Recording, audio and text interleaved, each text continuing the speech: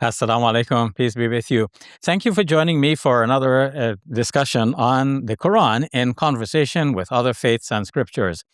Today, I want to talk about community. We talked about self, we talked about family, and now we're expanding our horizons and dealing with community. What makes communities cohesive? What makes societies successful? This is what we want to look at. We want to find that secret ingredient in the great scriptures of the world's religions. So let's look at that. We'll start with the Quran. In the Quran, there's an interesting verse in Surah 3, the third chapter, Surah Ali Imran, in the 103rd verse. It reads like this, أعوذ بالله من الشيطان الرجيم واعتصموا بحبل الله جميعا ولا تفرقوا واذكروا نعمة الله عليكم إذ كنتم أعداء فألف بين قلوبكم فأصبحتم بنعمته إخوانا وكنتم على شفا حفرة من النار فأنقذكم منها كذلك يبين الله لكم آياته لعلكم تهتدون. Let's look at the English translation. It says, and hold firmly to the rope of God, and do not be divided. Remember God's favor upon you when you were enemies. Then he united your hearts. So you, by his grace, became brothers, and you were at the brink of a fiery pit, and he saved you from it. This is how God makes his revelations clear to you, so that you might be rightly guided.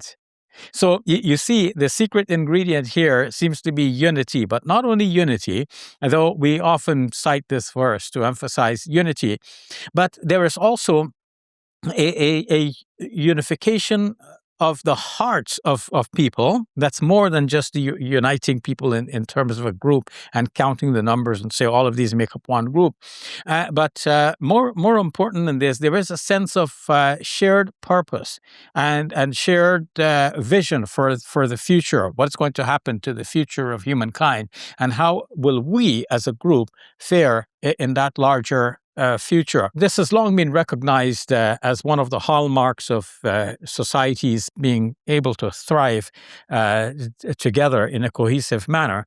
As way back as 1953, a writer on comparative religion issues, Robert Redfield, wrote that what makes communities cohesive is a sense of shared purpose and a shared understanding of the nature of human beings. Now, when we go to other scriptures, we find similar emphases on unity.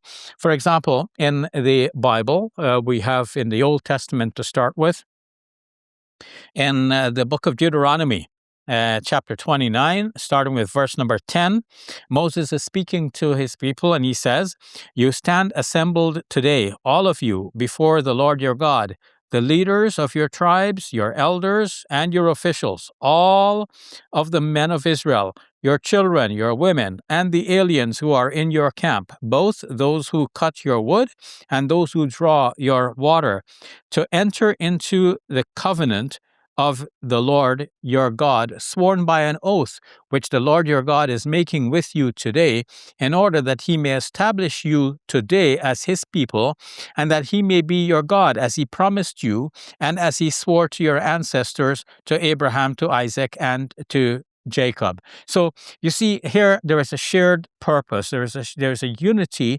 of people who are in the same covenant with God. So they all know themselves together. We're all in this together. We have an agreement with God, and they have a sense of their own past history. They are children of the same Abraham and Isaac and Jacob, and so they're all one united family. They're related somehow. So this is one of the ways in which communities remain successful. Now, if we go to the New Testament, we find that the early Christians are depicted here as being quite unified, surprisingly so, given the divisions that we notice today. But let's look at Acts chapter 4, verses number 32 to 35. So starting with verse number 32, now the whole group of those who believed were of one heart and soul, and no one claimed private ownership of any possessions, but everything they owned was held in common.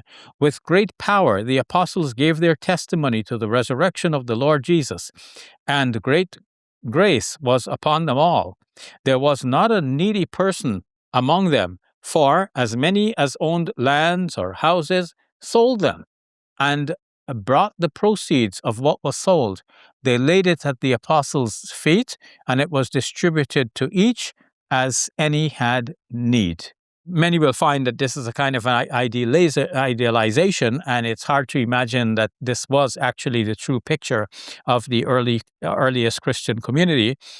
Nonetheless, that idealization gives us hope. It gives us a sense of meaning and purpose. It tells us what we need to strive towards. And of course, that may not be achievable, that everybody's going to sell their possessions and give it all together to the church. It may work in some, you might call them smaller communities, where there is a more sense of cohesion. Sometimes children are lured into such communities to give over all of their share of inheritance into the society and so on. But that's another matter altogether. Generally, we find that, especially in modern Western societies, there's a sense of individualism, there's capitalism, sense of personal possession, and one is not going to give that over, at least all of it, one is not going to give all of it to the society. But we can be more charitable than we have been. And through such charitable giving, we can make sure that everyone in our communities are taken care of. So this gives you that sense of a shared community. In the world's religions, other than Judaism, Christianity, and Islam, we also see that share of community. In Hinduism, there will be a jag in which everyone is being fed, all and sundry, regardless of religion. In Sikhism, there is the soup kitchen, or rather, a massive feeding of people, and this is considered to be a normal act of kindness and piety in Sikhism. In the Buddhist tradition, it is thought that the community is cohesive with the monks, doing the prayers on behalf of the community, and the community supporting the monks. So in one way or another, we see that across the world's religions, there is a sense of community, of feeding, of supporting everyone within the society, so that nobody is left to go hungry, and the community remains cohesive in this way. Now, in the Islamic tradition, the unity of the community is stressed a lot, and we find other verses than the one we quoted dealing with this. For example, innamal mu'minuna ikhwa, from the 49th chapter of the Quran, certainly the believers are one brethren. And the hadith says that the believers support each other as if they are bricks in the same building. So one supports the other or rests upon the other, and they make each other strong, just like the fingers of the two hands can give a strong grip together. And so we also learn from hadith that the believers are such that if one part of the body was to have some ailment, then the whole body may be feeling sick as a result. And in a similar way, if any part of the ummah or the global Muslim community should be suffering in some way, then the whole Muslim community worldwide should feel that pain. So there's a very strong sense of unity, of cohesiveness, and of solidarity among Muslims when they think of themselves as being part of the ummah. But more than this, Muslims are being taught in the Quran to believe not only that the Muslims are one cohesive community, but all human beings are together, ideally as one community. We are taught that we are children of Adam, and so we are united in that way as one global body of human beings. And the Quran says, وَإِنَّ هَذِهِ أُمَّتُكُمْ أُمَّةً وَاحِدَةً. And this community of yours is one community. And God directs us in the Quran not to split up this community. So we should not divide human beings along various lines, whether it be religious lines, linguistic, cultural, or racial lines, but rather we should embrace all people. How does it apply to us today? It means that today, Muslims in particular need to be very careful that we do not get into wrangling and arguments with other people. People in the mosques sometimes get into details details about various rituals of Islam. Should it be 8 rakats of prayer on a night of Ramadan, or should it be 20 rakats of prayer? Is our Eid going to be tomorrow or the day after? And so on. So we should not wrangle over these issues, but rather we should leave these issues for the scholars to figure out, and then we should follow the guidance of the scholars that we respect, and then let us live and let live. You respect one scholar, you follow that scholar's verdict. Some other Muslim respects another scholar and follows that scholar's verdict. Let each have their own way, and each is answerable to God. Of course, if something is clearly haram or prohibited, then we all have to raise a voice against it and try to get it corrected. But we're speaking here about things which are at the periphery of religion and not such at the core. So we don't need to worry so much about it. Just follow the interpretation that is more meaningful to you. Let's end on a positive note. After all this mention about differences, let's realize that the great religions of the world are together in emphasizing the unity of the groups as groups, but also, especially in Islam, we see the unity of all humankind, bringing all human groups together under the umbrella of God's mercy. Now, we've talked a lot about self, family, and community. The next logical step would have been to widen our horizon and talk about global politics, but that's going to be a long subject, and Ramadan is coming to an end, so I want to bring this series to a close.